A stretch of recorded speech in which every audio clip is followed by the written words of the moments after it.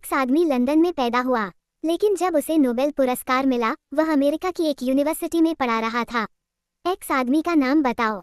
आप कहेंगे ये कैसा उलझुल सवाल है, लेकिन ये सवाल पूछा गया है यूपीएससी की सिविल सर्विस एग्जाम के प्रीलिम्स में। 24 मई को यूपीएससी ने सिविल सर्विस भर्ती के लिए जनरल स्टडीज का प्रीलिम्स एग्जाम लिया। इस परीक्षा के सवाल अब विवाद का विषय बने हुए हैं। छात्र और टीचर यूपीएससी पर बेसिर पैर के सवाल पूछने के आरोप लगा रहे हैं। कई सवालों के बारे में दावा किया जा रहा है कि खुद यूपीएससी के चेयरमैन को इसके जवाब मालूम नहीं होंगे। कहा जा रहा है कि जो आईएएस, आईपीएस, आईएफएस बने अफसर हैं वो भी इनका जवाब नहीं दे पाएंगे। अगर 2 लाइन में कहें तो जो नक्शे में था वो बना ही नहीं और जो बना है वो नक्शे में था ही नहीं। यूपीएससी में पूछे जाने वाले सवालों पर अक्सर विवाद होता रहा है। इसकी पहली वजह है कोई निर्धारित सिलेबस ना होना। इस बार विवाद की वजह बने लंबे लंबे और उलझुल सवाल। क्या है पूरा मामला, सब समझेंगे आज के इस वीडियो में। नमस्ते, मेरा नाम सौरभ त्रिपाठी है। आप न्यूज़ पिंच देख रहे हैं। पहले यूपीएससी का थोड़ा बेसिक समझ लेते हैं ताकि जो नए दर्शक हैं वो भी बात समझ सके। यूपीएससी यानी यूनियन पब्लिक सर्विस कमीशन। ये भारत सरकार का वो संस्थान है जो आईएएस, आईपीएस, आईएफएस जैसी ग्रुप ए और ग्रुप बी की सेवाओं के लिए भर्तियां करता है। अब यूपीएससी परीक्षा 3 चरणों में होती है। पहला चरण होता है प्रीलिम्स। इसमें 2 पेपर होते हैं, general studies paper 1, general studies paper 2। इसके बाद मेंस की परीक्षा होती है और आखिरी में इंटरव्यू का राउंड होता है। अब इस बार विवाद हो रहा है जनरल स्टडीज पेपर 1 के सवालों पर जो सिलेबस में ही नहीं थे, फिर भी परीक्षा में पूछे गए। इस पूरे मसले को आसान भाषा में समझिए। आमतौर पर यूपीएससी प्रीलिम्स यानी जीएस पेपर 1 में सवाल सीधे होते थे। जैसे पहले हिस्ट्री के पेपर में आमतौर पर एंशिएंट या मिडिवल हिस्ट्री के सवाल आते थे।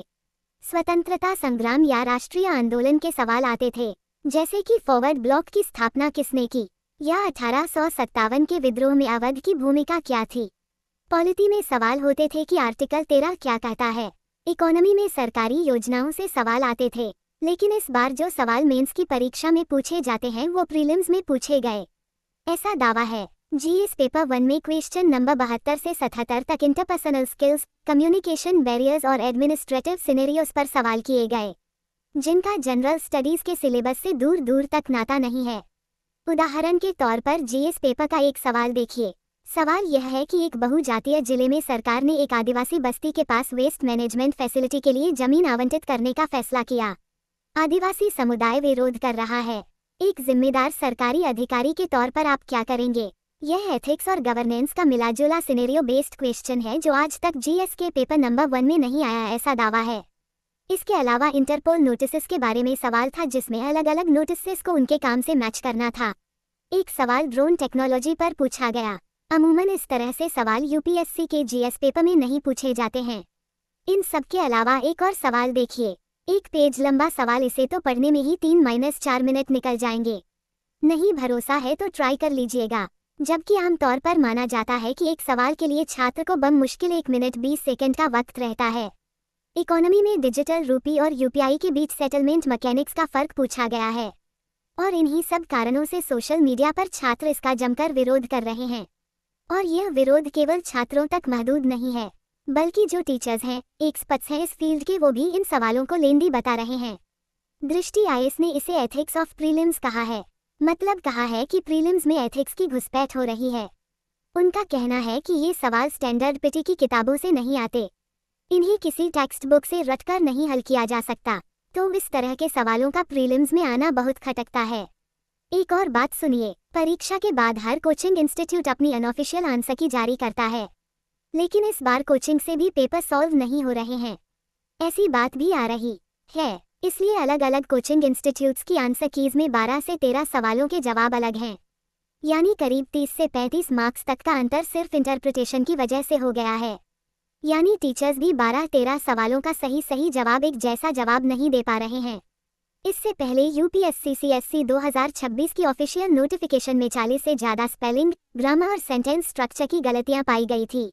सवाल पूछा गया कि जो संस्था देश के सबसे होनहार अफसर चुनती है, उसके अपने डॉक्यूमेंट में इतनी गलतियां कैसे हो सकती हैं। लेकिन यूपीएससी पर सिर्फ 2026 में विवाद नहीं रहा, बल्कि 2023 में भी कुछ इस तरह के हाल हुआ था। 2023 में यूपीएससी की ऑफिशियल आंसर की जारी होने के बाद बड़ा बवाल मचा था। करियर 360 की रिपोर्ट के अनुसार छात्रों ने यूपीएससी से अपने जवाबों के सोर्सेस मांगे थे। एक कॉम्पिटिटिव एग्जाम एनालिस्ट ने एनालिसिस करके बताया था कि हर कोचिंग इंस्टीट्यूट के आंसर की में औसतन 12 से 13 जवाब गलत थे, जो कि 32 से 35 मार्क्स का अंतर बनता है। अब इस बार का जो विवाद है जीएस पेपर 1 के सवालों पर, इन पर एक्सपर्ट्स दो खेमे में बटे हुए हैं। एक तो वो लोग हैं जो पेपर में आए सवालों को सही ठहरा रहे हैं, और दूसरे वो जिसका विरोध कर रहे हैं। शुभरा रंजन, जो दिल्ली में आईएएस अकेडमी चलाती हैं, उन्होंने कहा कि यूपीएससी की क्रेडिबिलिटी इसी में है कि वो परखे के उम्मीदवार ने सच में ज्ञान हासिल किया है, ये सिर्फ जानकारी कलेक्ट की है। उनका मानना है कि 2026 का पेपर कठिन था लेकिन फेयर भी था। दूसरी तरफ वह छात्र और एक्सपर्ट्स हैं जो कहते हैं कि इस तरह के सवाल प्रीलिम्स में नहीं पूछे जाने चाहिए क्योंकि सिलेबस से इनका वास्ता नहीं है। साथ ही ये काफ़ी सब्जेक्टिव है। अब सोचिए, जब कोचिंग इंस्टीट्यूट्स के बीच भी 12-13 सवालों पर मतभेद हो सकता है तो क्या गारंटी है कि यूपीएससी का ऑफिशियल जवाब भी सही हो। और सबसे बड़ा सवाल ये कि जब ऑफिशियल आंसर की रिजल्ट के बाद आती है तो छात्र अपने जवाब को वेरीफाई कैसे करेंगे, ये सवाल है। यूपीएससी से इन सवालों के जवाब मांगे तो जा रहे हैं, लेकिन उनकी तरफ से अभी इस मसले पर कोई सफाई या कोई भी जवाब नहीं आया है। यूपीएससी प्रीलिम्स 2026 का ये विवाद सिर्फ एक पेपर तक सीमित नहीं हो सकता है। ये उस सिस्टम के बारे में बात है जो लाखों युवाओं का भविष्य तय करती है। पेपर कठिन होना बुरा नहीं है, होना चाहिए, इस पे बहस हो सकती है। पैटर्न बदलाव भी बुरा नहीं है, लेकिन जब पैटर्न बदल रहे हो तो इसकी सूचना तो पहले दो बच्चों को। सिलेबस को अपडेट करो ताकि बच्चे भी उसी तरह की तैयारी करके एग्जाम में बैठे।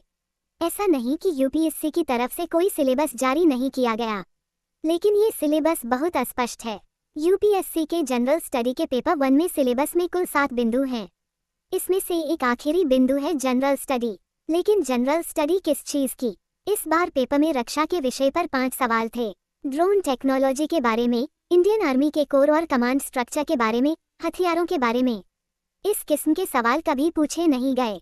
अंतर्राष्ट्रीय संबंधों में यूएन के कन्वेंशन के लक्ष्य के बारे में सवाल किए गए थे। ये सवाल बहुत वेग है, ऐसा तमाम एक्सपर्ट्स कह रहे हैं। छात्रों का आरोप है कि यह पर्चा इस बात का मूल्यांकन नहीं करता कि किस छात्र ने कितनी मेहनत से तैयारी की है। लिहाजा कड़ी मेहनत के बजाय पेपर के नतीजे तुक्केबाजी पर निर्भर करेंगे। जिस छात्र के तुक्के ठीक बैठेंगे वह परीक्षा में पास हो जाएगा।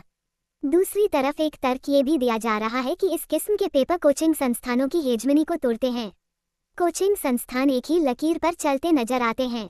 ऐसे out of box paper coaching संस्थानों का वर्चस्व तोड़ते हैं।